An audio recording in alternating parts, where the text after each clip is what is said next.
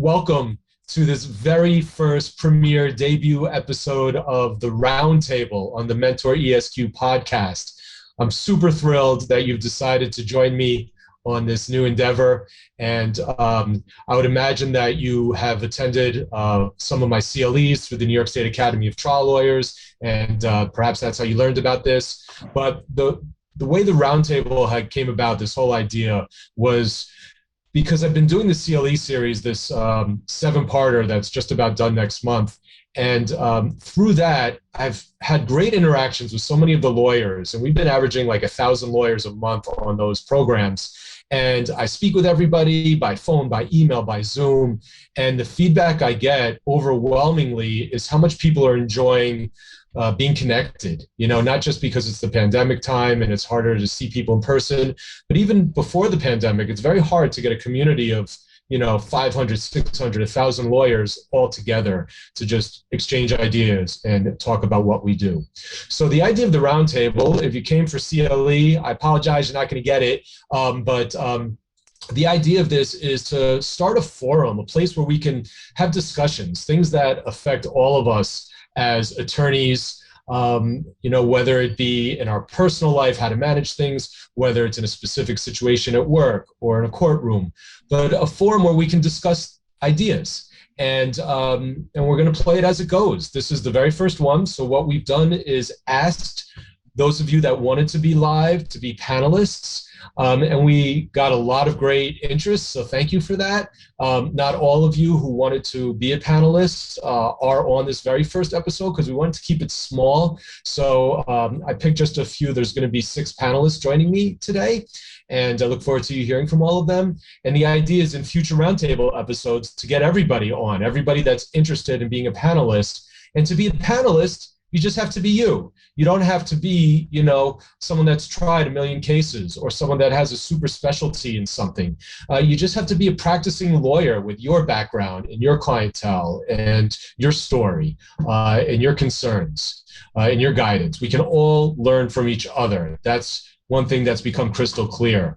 People learn some things from me, and I certainly learn a lot from younger lawyers, from more seasoned lawyers. So that's why we're here. So thank you for joining. Now, I'm going to introduce you to our panelists. I'll tell you everyone's name joining us today, and then I'll ask them to introduce themselves for just a few moments, and then we're going to get into some topics. I have 4 topics that I plan to throw out, and you'll stay tuned and hear what they are that we're all going to address. And I ask you to type things in the chat or the Q&A if you'd like to comment or throw out your question. A lot of people did at my request, and I thank you, submitted questions that they'd like addressed in the roundtable. A lot of them were actually more like CLE topics, how to get things into evidence. What do I think of this new statute that was passed, and how does it apply? Things like that, that I think would be better off in a CLE setting where I'm, giving out information.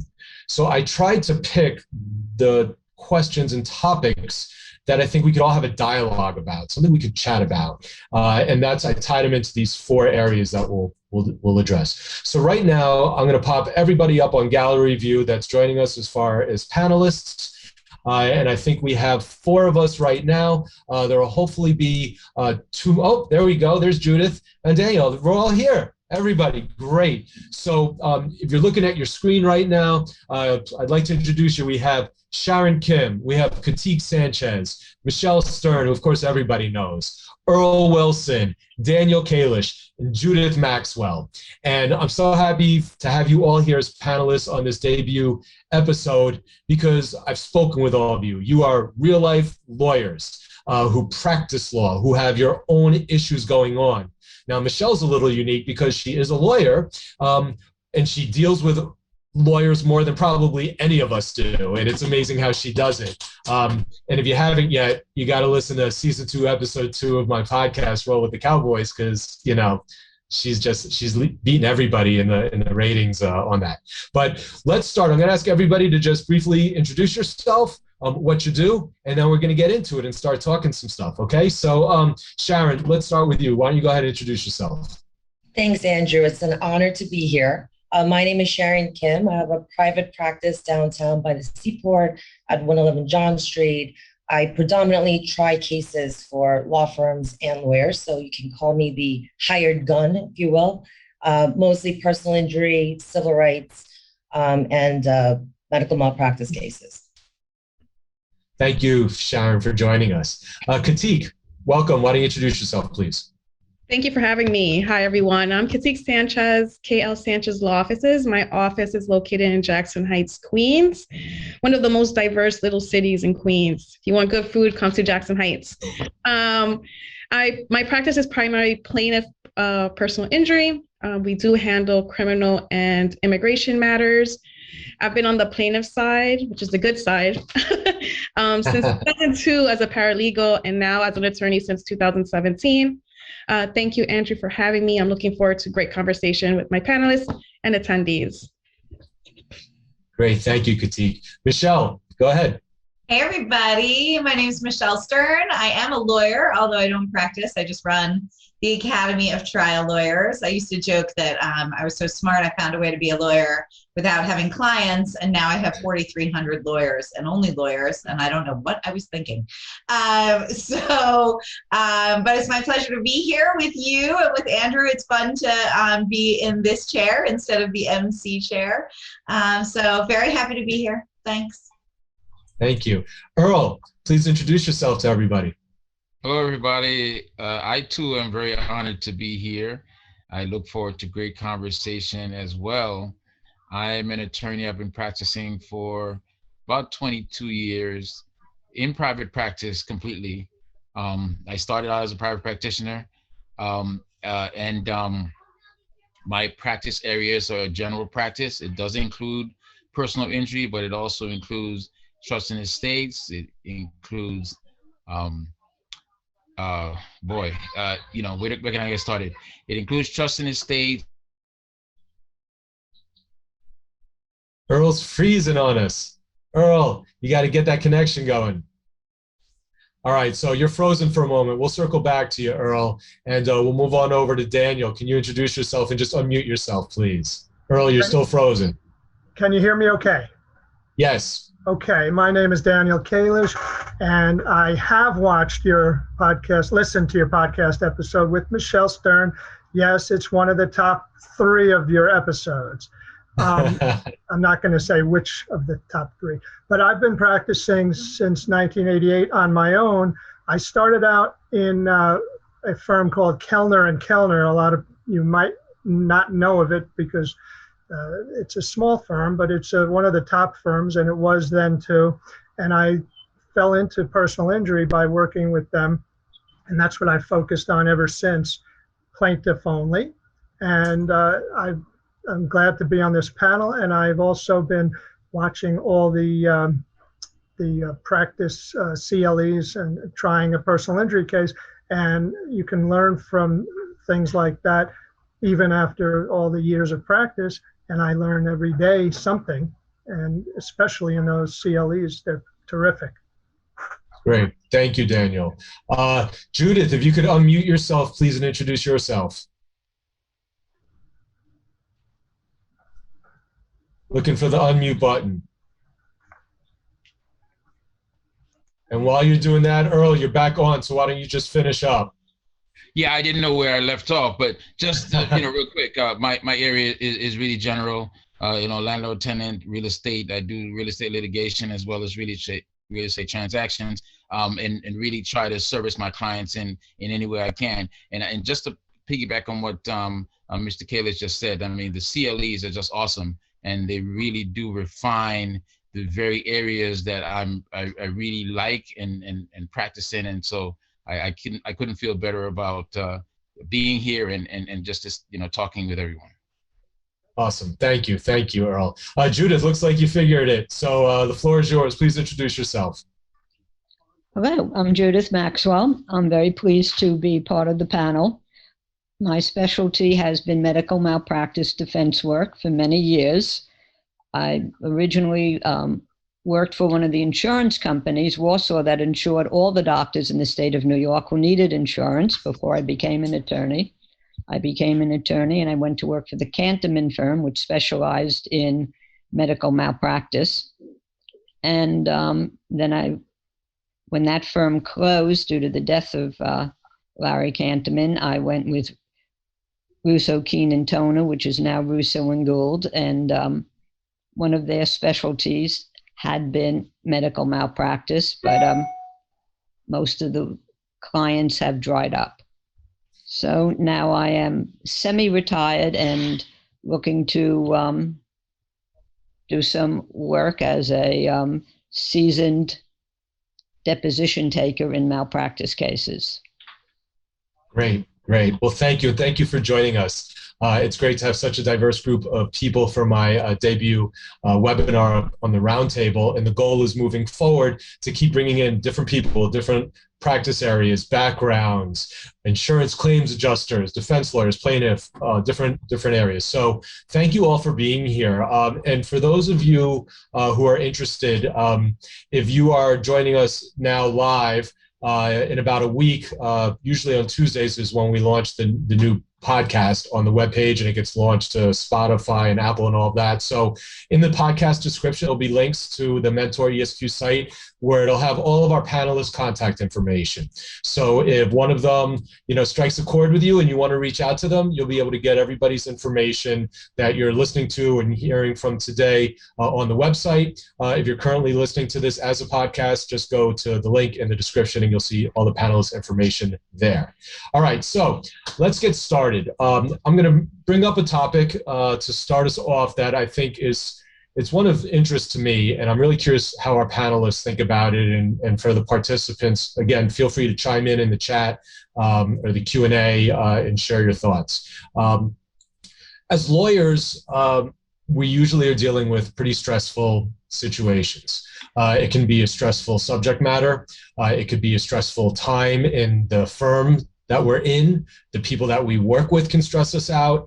Being on trial is very stressful. And sometimes you get burnt out. You're burnt out even as a new lawyer with the load being thrown of work. And as a lawyer that's been practicing maybe for 10, 15, 20, in my case now, I just hit my 25-year mark.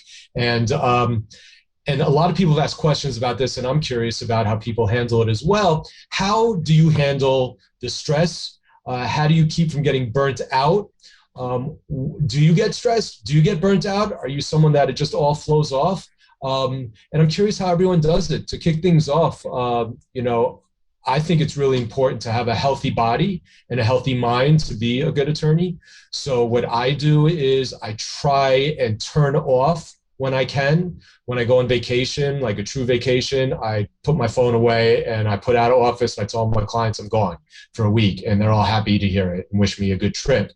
You have to unplug somehow, and I try and do that when I can. On the weekends, I try. Of course, I'm always available to everyone if I need to be. And then I try and do things. Many of you know, I like to race cars in my simulator. So I do that several nights a week, and it's like entering a whole new world, and I'm not thinking about the law at all.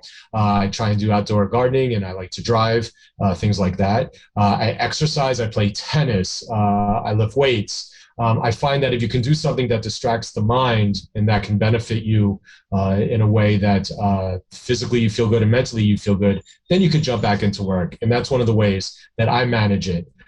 So why don't we kick it off with Michelle? You deal with a lot. Many people don't know that Michelle is like managing, thousands of lawyers and dealing with board members and presidents, past president like me, texting her 24/7. She's got a staff she's got to manage. How do you deal with it with a smile on your face all the time? So one of the things that I like to do to just sort of keep everything in perspective is that as crazy as things are, and especially during the pandemic, things have been nuts. We are very rarely dealing with life or death situations. So I do get, a panicked phone call from attorneys at least once a week. I didn't do any of my CLE credit. My birthday is coming. Nobody's going to die. You're going to be fine. And just sort of keeping it in perspective, it's okay. You're going to get your online CLE. We're going to take care of you. It's going to be fine. Just sort of taking it back a notch. And realizing that for, a lot of you guys deal with far more stressful situations than I do. It's one of the reasons I didn't want to be a real lawyer. But for the most part, things like can be dealt with. And if you just take a quick step back, it's all good. I like to treat all people like they're people. I know that kind of sounds a little ridiculous, but I deal with judges that are at the very sort of top of the judicial food chain, Court of Appeals judges, all the way, quote unquote, down to, more lowly rank and file folk, right? And they're all just people. And lots of times I get, it's scary to talk to the judges. Like, the judges they're just real people. And I have a very, everybody at their core is just a person. And if you just take it back a couple steps and take some deep breaths, you can talk to anybody, you can talk through anything. So just sort of taking a few steps back is good. For my own mental health and sanity, I guess unlike Andrew, I sometimes think an unhealthy body is good. I'm all for, so we're our true trial lawyer executive director, right? Have a glass of wine. If it makes you feel better, drink up. And, I also really like to unplug. I'm very lucky to have a house in the Adirondacks that my parents have, and there's no internet there. And I love heading up into the woods and nature bathing in the trees and, looking at the sunset and that kind of thing. That's awesome. Slivers That's of time. awesome. How's Thank you. That's great. Thank you for sharing that. Now we're going to shift gears from you to Sharon Kim. And Sharon has actually told me that she's tried 4 or 5 cases this year. And I don't know anybody else that's tried cases this year. That's pretty amazing. And as trial lawyers, I'm sort of cursed because I'm good at trying cases, but I hate it because it's just a nightmare of scheduling and prepping, and it ruins all your plans, and it affects your home life. How do you deal with that stress when you're, especially as a per diem, when you're trying cases for someone else and they're dropping this file in your lap and you're like, go, and they're expecting you to do well? How do you manage the stress that must come your way? So first of all, and thank you again, Andrew, but first of all, I think this year, I'm so much less stressed than before. I was actually more stressed when we were shut down for 1.5 years and the cases are not going to trials. So I think I'm starting off very grateful that the courts are open, that they are doing trials, that the jurors are coming to court and listening to their summons and doing their civic duty. So at this point, even though I tried, I picked 5 juries in 5 different cases. And I tried 2 verdicts with 1 settling. I was so very thankful that we got the opportunity to do it. And, there's only so much paperwork and discovery work and motions that you could do sitting at your home office or your virtual office and doing these depositions. So I really thought of it as a blessing. But prior to the pandemic, I always take an hour lunch away from my desk. I love, wherever I'm at right now, I'm at the Seaport, there's nice restaurants out. I just need that on a daily basis whenever I can and I have the time to. I will step away from my desk, leave, go outside. If it's a beautiful day, I'll sit outside somewhere and have a nice lunch for an hour. And I think that's look at your phone during lunch and respond to emails and texts, or do you? I do not. I will. Everybody knows not to call me during my lunch hour. My staff, they'll take messages from me, whether it's from 12 to 1 or 1 to 2. And I love that. And I think it's so important just to get a perspective that it's not all about cases all the time and trials all the time. And then on weekends, I love to golf and ski. So when the weather is nice, I go golfing on weekends. And when the weather is cold, I like to go skiing. And I think it's so important to travel, like you said, to have a week or 2. I usually go on vacations when the judges are on vacation. So like the last 2, weeks of August, I have a trip planned when I know that the courts are going to be basically shut down and it's slow. So, I think the balance, like you said, activities, I don't really work out at the gym, but, golfing and skiing are pretty strenuous. So to have a good body and mind, I agree with you, Andrew, is very important, especially with what we do.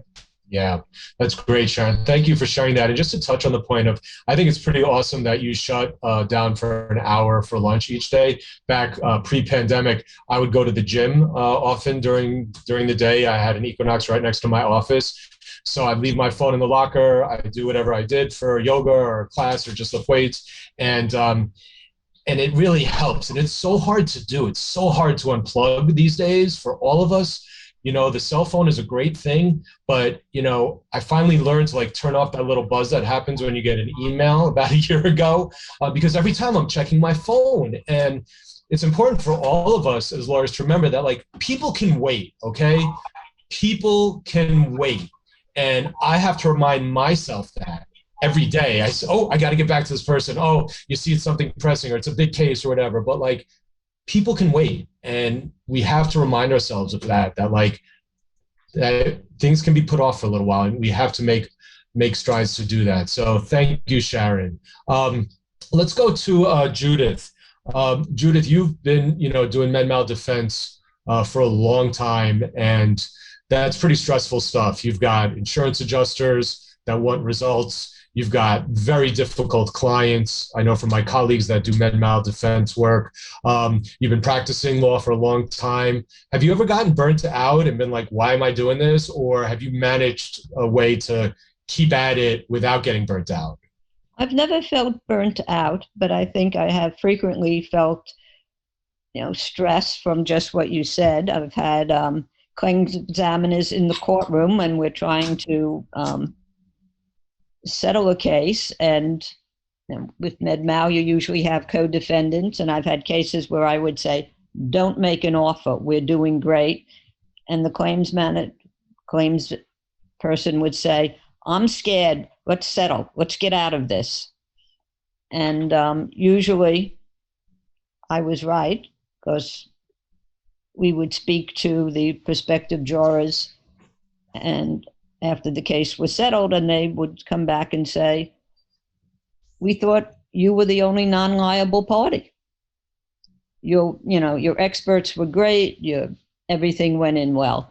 And that can be very stressful and a little bit upsetting. But what I find in general is that if you tackle the most difficult situation first, everything else is downhill and becomes a little bit easier.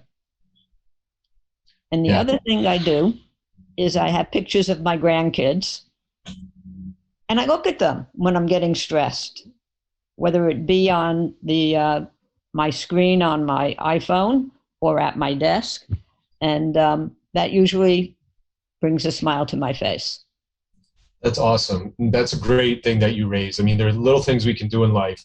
And one of the things we all have in common, at least those of us that handle cases where involving injury or death or people that are sued and in bad situations because of that, is that we see there's a lot of bad stuff out there. So we have to treasure, you know, the good stuff we have and realize work is work, stress is stress, but we have to savor. And you looking at your grandkids, you know, what more do you need to remind you of what's important? And also to touch on the fact we have a lot of plaintiffs lawyers that tune into a lot of my CLEs because I'm a plaintiff's lawyer. And I can't stress enough the importance of making friends with your adversaries. And if they're not an adversary in a case, make friends with defense lawyers, because as plaintiffs lawyers, many of you may not know the stresses that defense lawyers have. They're not always your enemy. I mean, they're getting hit by their clients, by the carrier, by you beating them up, by everything. And it is tough. It is tough on defense lawyers. And so it helps to see that perspective from the other side and what they're dealing with. And the best thing you can do, what I try and do, is feel that and help them out. Be like, hey, what can I do to help you move your case, to help you look good for your carrier and get the case resolved? And I get usually a pretty good response from that. So thank you, Judith, for sharing that insight. Let's go on to Earl. Earl, tell us how you manage your work-life balance, because I think that ties into all of this. We all want to work hard and do well, but we want to enjoy our family, our life, our personal time. What do you do for that? Yeah, I think the basis for me is family. I mean, I was blessed about 5 years ago to get a younger child. I have 2 older children. And so just being with her is enough to relax me. I, as I mentioned earlier, started practicing law right out of, not directly from law school, but certainly I never worked for anybody else before I started my practice. So my idea has always been that my office is available to help people.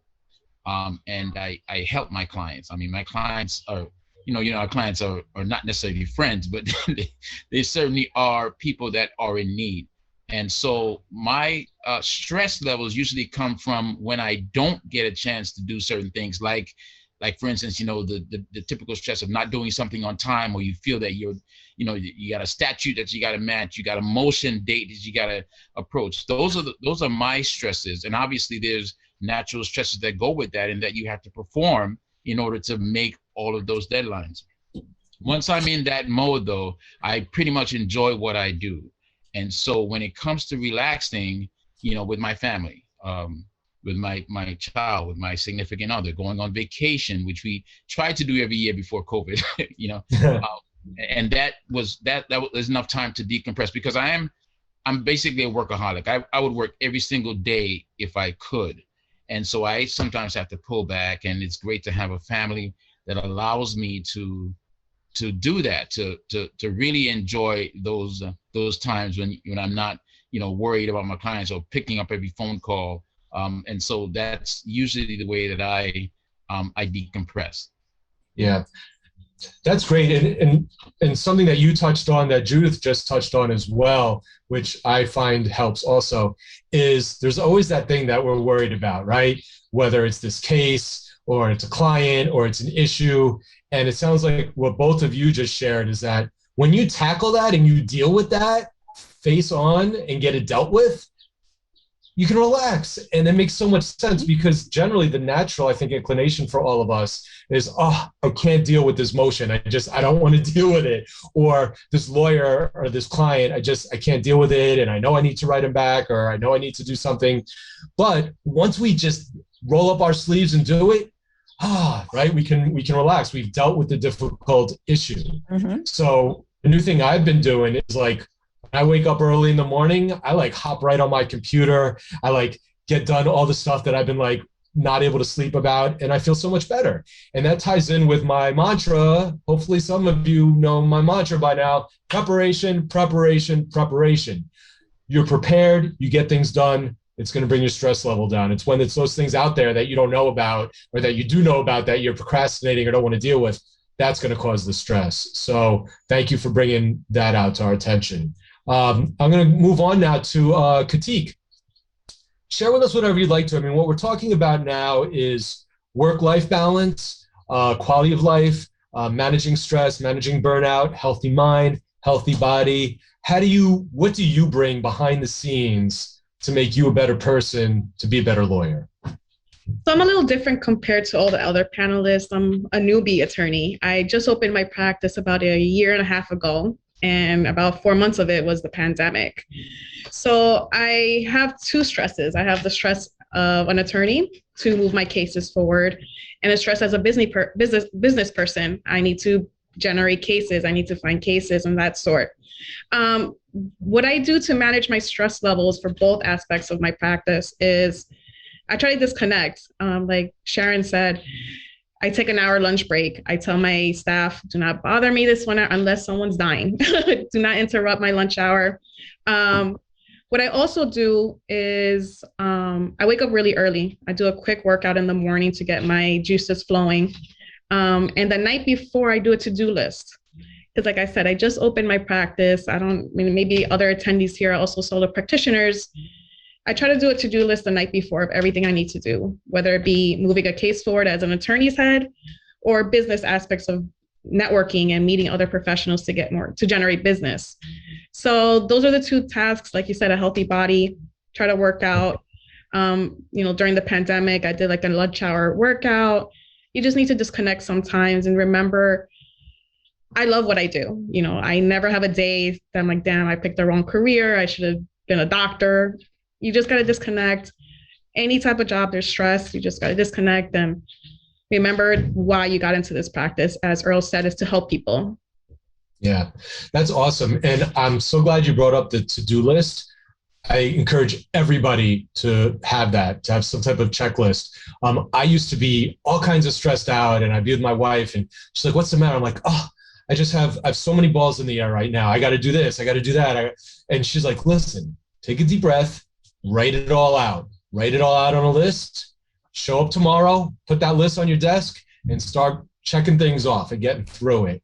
And I have to tell you, that was a game changer for me. And I'm a pretty organized person, but I would never think of that. You know, I'm like, what? I've got so many things that come up, but it gets you back on track, because I'm sure all of us have that experience where, you know, we're working on task A at the moment. Oh, I've got to type a letter out. The phone rings and it's God knows what, but it's something that you've got to deal with, and you get totally taken off track. And sometimes you can't circle back or don't remember to. And that's what we deal with, right? As lawyers, we're always juggling things. So those lists are really, really helpful. So if you find that you're not using those and you're concerned and you are having stress about managing whatever it is, business, work, personal, throw it all on the list. I use, nowadays I use my Outlook calendar. So like where I would put appointments in, you know, where I have a free block of time that I know is just going to be sort of like work time, where I'm not on Zooms or conferences or something. I'll type in that, like, you know, to-do list right in there between 9 and 10. And then I'll keep moving the undone things to like another time or another day. And I think that's a good way. I think the organization ties in with preparation. It's all connected, right? I actually like writing it down, because once I'm done, I love crimpling up the paper and throwing it a day, because I feel like I'm accomplished all my tasks for the day. That's a great idea. That's a great idea. Well, thank you, Katik, for sharing that with us. Daniel, you're up. I think you're the panelist that we haven't heard from yet. I know from speaking with you, you have a lot of experience as an attorney and in life. And share with us your thoughts on any of what we've been talking about in this topic. Okay, one thing I thought resonated with me was your talking about the body and the mind. You can't really separate the two and ignore one and think the other is going to be all right. And I used to play tennis 3-4 times a week in the nice weather and 2 times a week in the winter indoors. I had an injury that I had to stop playing. So now, and then I started going to the gym instead. Didn't like that. So I now hike. I walk and I hike, and I try to do that 4 times a week when I can. Sometimes it's 2 or 3. And it really does help a lot.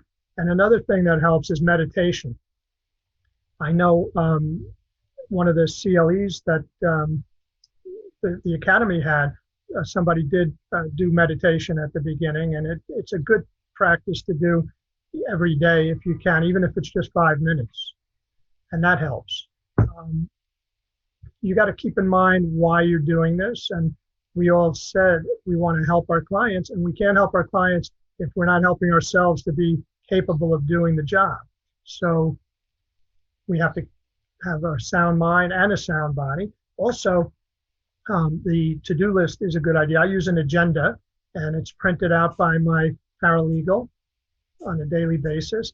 And then I write down it's done, it's not done, or I write changes, additions in it, give it back to her. She prints it out and gives it to me, and that helps. It also helps to have a paralegal that you can rely on, or a staff that you can rely on. And I'm very fortunate that I do. I have an office manager, a paralegal, and a scheduling person. Fortunately, I only have to pay one salary because they're all the same person. That's great. Well, I'm a big tennis player as well, so I appreciate that. And I know my father, who's still playing tennis regularly, multiple days a week, turning age 83. And when he ever has like an injury or something that keeps him off the court, it affects him mentally. You know, he's not as energized as he is when he's able to get out there, feel good running around. So we can't stress that enough. And normally when we're dealing with like a cranky lawyer on the other side, you know it's not because we didn't supplement our bill of particulars in time for them. You know when they're getting all cranky with you and rude and whatever else, you know, poor person, they've got something going on in their life. And if they took time for self-care, they'd be a better lawyer, and our profession would be better if all of us took care of ourselves. I mean, I'm sure every one of you knows an unhealthy lawyer, and that certainly is affecting their practice and their representation of their clients. As far as meditation, I've spent time meditating as well. And if anybody's interested in it, I know sometimes it feels like, oh, come on, that's like out there stuff. Who meditates? but there's something called Headspace, which is an app you can download. It's like, $9.99, a month of free trials. And they have 5 minute, 1 minute, 10 minute. And basically, for those who don't know, meditation is primarily focusing on breath and breathing and just taking time to let your body, flow and focus and try and clear your mind. It's really helpful. I would do that sometimes when I'm on trial. I would just shut my door and sit in my office sometimes and throw the app on. So meditation is not something you need to go seek out a guru in Tibet up on the top of a mountain to do. It's accessible to all of us. So if you're listening to us right now, all the panelists, and saying, what are these people talking about? Try and maybe explore it. Oh, and Michelle just put up something about a 5-minute easy meditation. Thank you, Michelle, which is pretty cool. So these are really helpful. And I think it's really important. This is exactly what I want from the roundtable. I want to hear what we're all doing. The work's the work, and we have our CLEs and we have it, but we're a community of 1,000 strong lawyers here that we've all got a lot going on behind the scenes. And it's really important that we share with each other and that that you're not alone. Someone may look at me and say, oh, Andrew, he's on these CLEs, he does all this. How's he? He doesn't look stressed out, but yeah, I've got my stresses. But I have to manage them. And so I want to share with how I do that so that everybody can share as well, and we can help each other out. I'm going to switch over to the next topic now. So I had, my goal was to go over 4 different topics, but I'm seeing the time and we got 20 minutes left. So we're going to just go right to my last topic because I'm enjoying all the panelists talking and I'm glad all the participants seem to be hanging in there. We're going to do a pretty hard stop around 2 o'clock, and I'm sure there'll be a lot more to hear and talk about, but that's what next month's roundtable will be all about. And this next topic is, what is everybody doing to build their brand, to build their practice, to build their business? Are you networking? Are you marketing? What are you doing to network? What kind of marketing are you doing? Is it helping? Do you like what you're doing, or do you feel you're spinning your wheels? Are the things you like, or the things you don't like? Do you not care about marketing one way or another? So I'm going to kick it right off to the panelists, and we'll try and go through. If everyone could spend maybe just 2 or 3 minutes, because maybe 2 minutes. I know it's kind of short, but I'd like to hear from everybody. And let's go in reverse order here. So Daniel, why don't you kick it off? What do you do as far as getting business, networking, marketing, any of that? I'm going to tell you what I used to do first. Okay. Yellow Pages. That doesn't work anymore, obviously, for obvious reasons. So I realized. Pratik, have you even heard of Yellow Pages? Do you even know what that is? I have. I've never used it. There used to be a very thick book with everybody's phone number and address in it, and including businesses, and people would go to it to find a lawyer, but no more. Now they go to the internet, or more often maybe, or equally, they go to somebody they know who's had a case. My main source of clients now is referrals. I have tried some of these so-called search engine optimization or internet marketing services. I haven't found them very useful. I know that there are firms that find them very useful and getting a lot of clients from them who are spending some of them upwards of 7 figures a year. And that's what you're competing with if you try to use that as a way of getting clients. My main source is referrals, and it works to a degree. I don't have as many cases as I did when the Yellow Pages was working well 20, 30 years ago. And even up to 15 years ago, it was working well. Being on the cover of it, having, bigger ads, full page ads. But now it's mostly from referrals. And I also, speak to other attorneys. I have attorneys who don't do personal injury refer cases to me because they know that they're going to not have to worry about their referral fee, and they know that it's going to be handled in a way that they'll be happy with. So that's the main source for me. That's great. And, there's nothing better than a referral, because it says that someone thinks highly of you and trusts you to send somebody your way. And the only way you're going to get referrals is from interacting with people. And there's nothing wrong with asking for referral, folks. I do it, when I'm doing my CLEs. Everybody knows I always say, I'm here if you want to refer a case to me. If it's something that you feel is outside your wheelhouse, or you want to get a bigger firm behind you involved and team up, I like to give out referrals for cases that I'm not taking. And there's no reason to hide from it. That's part of our business. There's a giver's gain type theory. You give, you get, it's all part of the networking. So thank you for sharing that. There's nothing better than a referral, and there's no referral better than from a former client. Exactly. Or an adversary. We get referrals from adversaries, and that's a very big compliment when an adversary refers a case to you. So going back in reverse order, I think maybe, was it Earl? We'll go to you, sir. I think it might be Katik, but I'm not sure. Katik. All right, so let's go to Katik. Katik, what do you do as a young lawyer and you're trying to build your practice? So I use Google, which maybe is the equivalent to Yellow Pages. Google reviews. Every time I have a client, once I'm done with their case, I send them a link, put a review, a 5-star. And I've gotten clients from that. They say, oh, based on your reviews, I went with you. Cool. And after meeting with them, they came with me. Another thing is very active on social media. Facebook, I post maybe every other day, just so people see it, my name, my firm's name, and also referrals, word of mouth from former clients, from friends and family, and also other attorneys who don't do PI and they know me from years back and they feel comfortable referring a case to me. And do you feel good about what you're doing? Do you feel that you're building your new practice? Yes, like I said, because most of maybe my newer clients, they say they found me via Google based on the reviews, or someone recommended me based on a past experience from a prior client. Great. Now, I would take up way too much time to talk to everybody now about my marketing experience and trials and successes and failures. But I would encourage you, if you're interested in learning more about how to market yourself on no budget to a larger budget. I did my very first season of the Mentor podcast, which you can find at the website here, the Mentor ESQ. Season 1, episode 3 was with Brian Cristiano. He's my chief marketing officer and the CEO of a big marketing company. And it's really good. It talks about what you're saying, social media, you've got to bring your message to where potential people are. And if they have their phones and Instagram all the time, it's not much for you to post so they know what you do.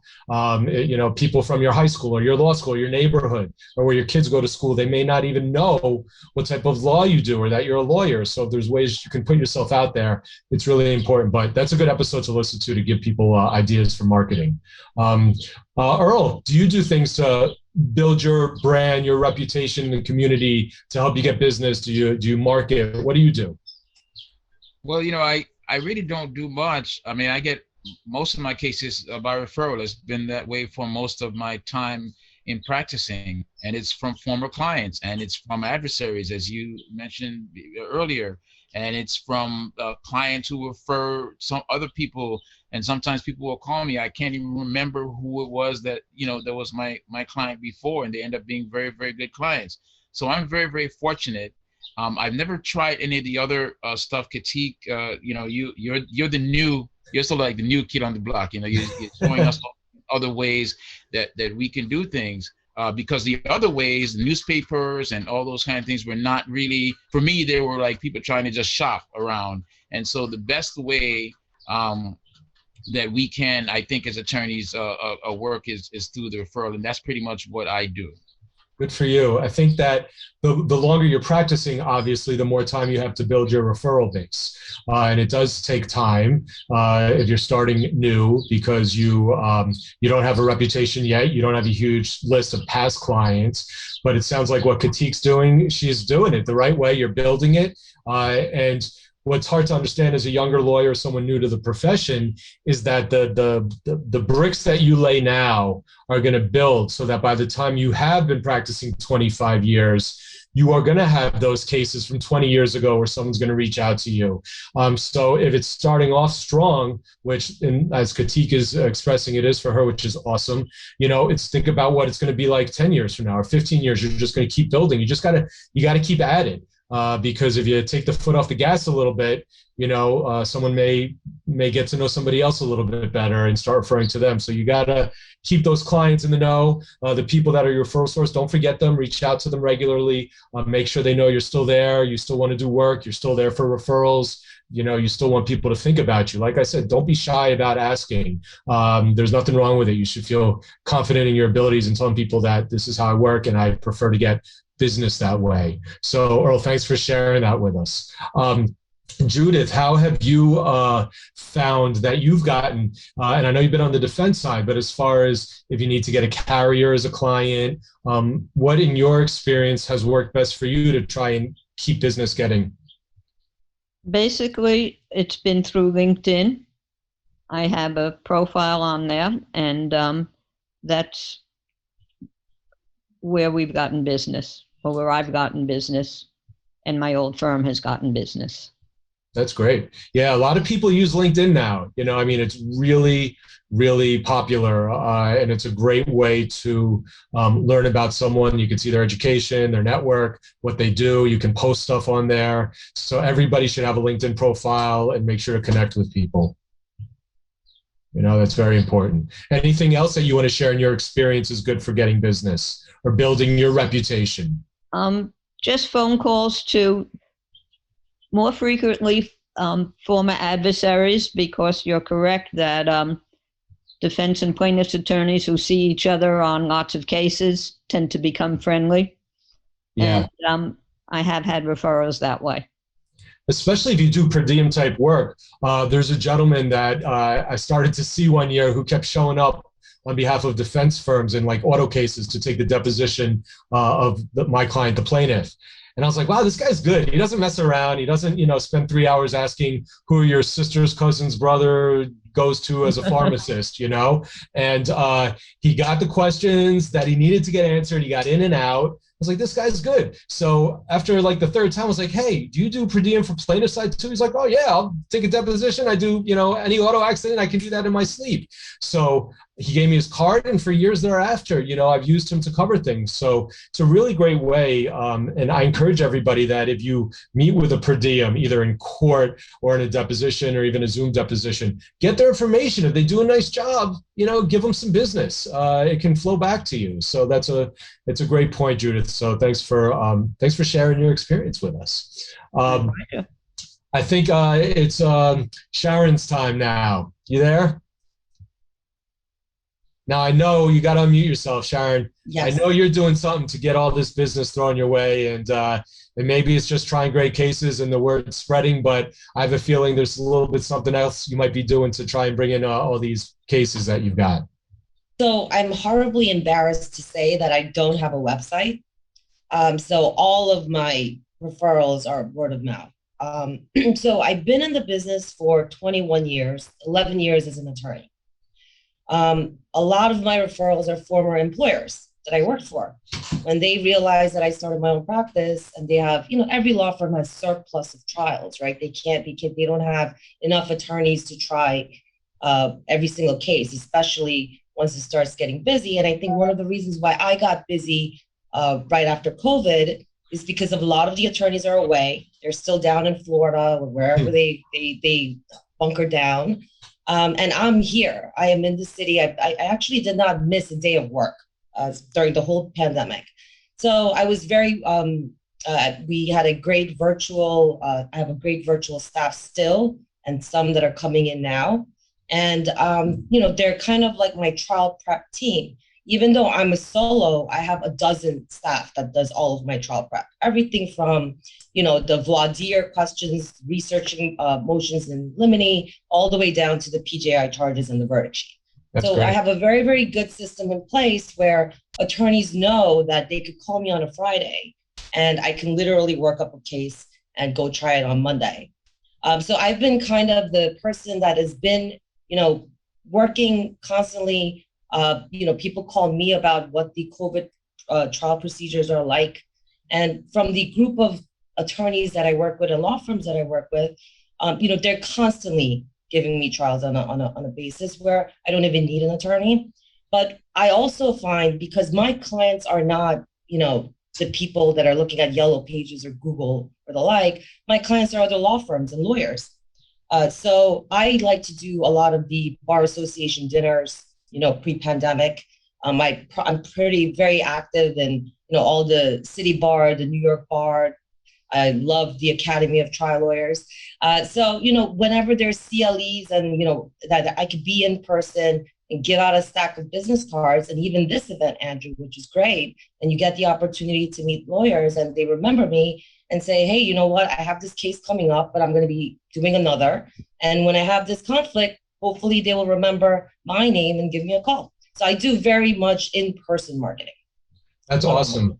That's great. And look, the proof is in the pudding, as they say. You're trying cases, you're getting the firm's results, so they're going to keep using you. And I think it's a great way. We all have things that we do that we're perhaps better at or more comfortable with, or spend more time and have more information and knowledge on how to handle. So it's important, and you seem to have a great niche in handling per diem trials for these firms, and they know they can count on you. So we each have our own, special sauce, and you need to let people know what your special sauce is, so when they need it, they know who to call. So that's great, Sharon. Thank you. Michelle, you're not practicing law, but you are constantly working to get new members to the Academy, to get new sponsors to the Academy, to get people to understand the value of bar organizations in general, and even in a COVID time. What do you find is the best way for getting either people involved or sponsors involved or lawyers to join the board or become more involved? What are your tricks that you use, if any? I lure them in.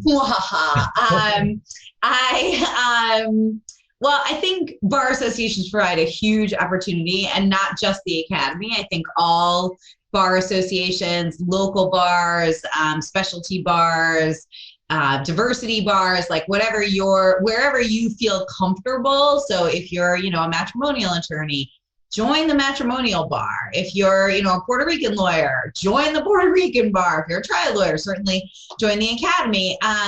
Or join all of them, like join 4, join 5, the more the better. Bar associations do a really wonderful job of connecting lawyers. How do you convince lawyers to join bar associations? You give them lots of the goods. So at the Academy, especially right now, we're doing free CLE for members and non-members. So it's a little bit of a wrinkle, right? Like, why should I join if I can get the goods for free? Obviously, we give a little bit more of the goods for free to members, like they can access all of our courses on demand. But I believe in sort of putting the goods out there and putting goodwill out there and getting the information out there for the attorneys. So for the Academy, it's been running really timely, important programming on things that people really care about. That's what drives them. So we just did a CLE last week on Friday on the new power of attorney form that went into effect on Sunday. That's the kind of thing that, like, people need to know that on Monday morning, they need to start using a new form and they need to know the ins and outs of it. So just making sure that really relevant, timely info is at their fingertips so that they learn to come to us as the source where the best info is, the most timely info is, and we try to push it out all the time. So that's what I think makes a difference and makes people want to join, and then they want to be part of our bar. Because membership isn't just like paying a price to get a service. It really is sort of putting yourself on the line and saying, like, yeah, I want to be part of the Academy. I want to be an Academy member. I want to be engaged and involved. I want to be educated. So I'm showing up to CLEs, but there's so many places where you can also really dive in. I mean, Andrew has dove all the way in, but you don't have to go quite into a 7-part CLE series for us to write an article that we publish. We do court updates. We're working on some new newsletter stuff. We're doing a YouTube channel, so there'll be opportunities to post the little tidbits and tricks via video. We're on social media. So, like, there's plenty of places and entryways to get yourself engaged and involved in the Academy. And it's a really fun network. I mean, you've got people from all across New York State. Any of our members can tell you, if you email me, if like, oh, I suddenly have a case I live on Long Island, but somebody called me and they know somebody in Buffalo. I don't know anybody in Buffalo. What do I do about that? If you call me, I'll be happy to connect you to somebody in Buffalo. So we have there's an unofficial referral thing that happens in the academy. People meet each other and that's how it happens. Well, I think you touched on something that's really important. If you show your value to your potential source that you want to attract. So if the academy is showing its value to lawyers as to why you would want to be a part of it, if Earl is showing to the lawyer down the block from him that he sees every day what he brings to the table different than others and show his value, he's going to get those referrals. So it's really important that we all self-reflect a little bit on what we think we really bring to the table, either to another lawyer, to a firm, to a client, whatever it is, and put that out there. And use it proudly. When people interview me in my firm for a potential case, and we're a small operation, we're 4 lawyers. And then if they're saying, well, what's the difference between you and one of my competitors that has 30 lawyers? Some people just like a big firm, but I use it to my advantage. I say, listen, you're going to be dealing with me. We all know your case. Everybody in my office is going to know who you are. And it's small, but that's a good thing from our perspective. So you have to show what's good about you. Now, if you're with the big firm, you say, listen, we've got resources. We got lawyers to write briefs. We got lawyers to get a memo of law like this. Whatever it is, you need to highlight what's good. So I thank you for sharing that. And how fast an hour does go. There's so many things to talk about. And I appreciate the panelists joining me. This is a work in progress. I think it was a really great hour of, chatting and expressing some thoughts and ideas. I did see we just had one thing put in the chat where someone's talking about how the Q&A, how judges, we just wish they had a little bit more empathy from what we're all going through. And I agree with that completely. The good judges get what we're dealing with. The good judges have been practitioners. They understand what we're dealing with scheduling, with clients, with issues, and they work with you on it. But you're not always going to get a judge that's going to work with you, and that's what we have to do. And we can't get freaked out or stressed out if we get put under the gun for something because the judge isn't being what we think is fair. That's part of what we have to handle. You just do the best you can. That's all we can do. But as far as the roundtable, moving forward, everyone's going to get a survey that's participated today, and I thank you so much. And I haven't created the survey yet. It'll probably go out within the week, but I'd appreciate if you look at it, and it'll just be something easy to click on, asking for some feedback of what we can do to make things better, and just to make this a community where we can all meet up once a month and throw out some topics that we can all talk about. I'm going to have different panelists. Our panelists today were awesome. Thank you all. But we're going to get a fresh group each time and just start hearing and meeting everybody. Now you're going to go out to a courthouse and you're going to see Sharon there. You're like, hey, you're on the round table. It's another way we can start meeting each other and sharing ideas and thoughts. So please continue to email me. You can still go to the Mentor ESQ Roundtable page. It's going to have all of today's panelists and topics up, and you'll be able to contact everybody. You can always reach out to me, as you know, and we'll look forward to another roundtable next month. And keep sending ideas, topics, and let me know if you want to come on live as a panelist now that you see what's involved. Sorry you guys can't speak more. We can go on and on. I know I can go on and on. We all know that, but it's important that we get to it and we chat about things. There's so much more to talk about. Today I wanted to talk about what it's like to speak with jurors after a verdict. How do we assess cases from the plaintiff and defense and carrier side for value, for settlement, deciding on what kind of limits we're dealing with. How does that affect things? So we didn't get to those today, but maybe next time. There's lots of stuff to talk about. Please continue to bring your energy. Please continue to be part of this community. And please check out the podcast, The Mentor ESQ. Just go to thementoresq.com. A lot of them are video. They're all audio. You can subscribe, and it's CLEs. It's cool interviews. If you have a great backstory that you would like to share, let me know, and I'd be happy to do a one-on-one interview with you as all. And season 2, Roll with the Cowboys. Michelle, man, she's just taking she's on top of the DA Gonzalez, Arthur Aidala, my father. I mean, I don't know what I think she's got something on everybody that she's convincing everyone to go listen to her, but whatever it is. So thank you all so much for participating. Please give me feedback, shoot me an email, let me know what you thought of the roundtable, what you'd like to see in the future, how we can, as a community, make it even better. Even as far as, did you like the one-on-one with me and the person talking? Should we have a full screen with everybody? Should everybody talk with each other one at a time? These are all things we're going to sort of work out and try and make this really a benefit to the community to help us all be better lawyers, better family members, better people in general. So I thank you. I'd ask you to let others know about the roundtable. Next time the email blasts come out, share it, ask them to join it, encourage people to be panelists. Please share my podcast. Go on and like it and share it and send it. And I look forward to seeing you all on the next roundtable and on the next episode of the Mentor ESQ. Thank you all, and we're going to sign off right now. Take care.